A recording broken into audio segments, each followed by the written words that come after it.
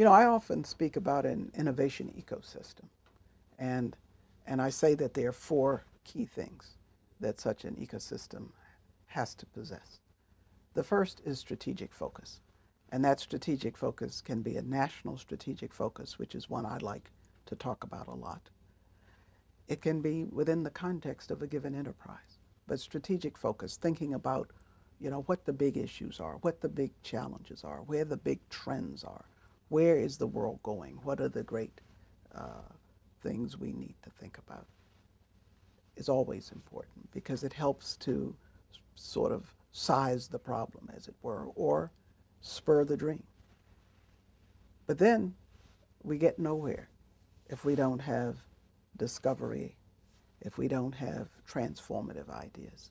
And that is where basic research and freeing people to think about things in a very creative way leads to, aha moments that we don't anticipate. That's what makes them aha moments. So we have to have and appreciate the power of transformative ideas and set the conditions for that to happen.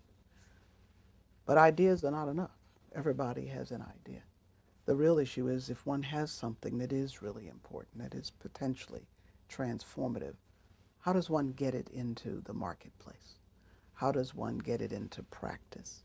And that is difficult. It requires translational pathways that, ironically, in some of the newer arenas, are not so easy. It's not just so simple as pure venture capital.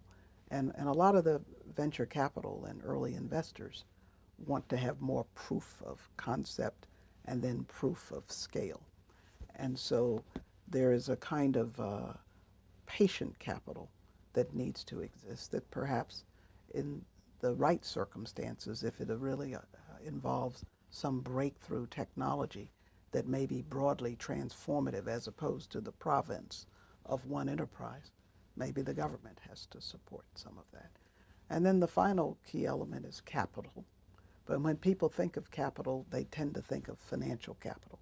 And it is one key element of capital, financial capital, patient capital. But then there's also what I refer to as infrastructural capital. And then, of course, there's human capital. Infrastructural capital relates to the fact that if one is in some new area, like nanotechnology again, some areas of biotechnology, really breakthrough arenas, there may need to be shared infrastructure for test beds, for scale-up demonstrations, for prototyping. It may need computational capabilities for modeling and simulation that a startup firm cannot afford. And so they have to be mechanisms to provide that kind of capital, that kind of infrastructure for those enterprises. And then human capital we've already been discussing in discussing the quiet crisis.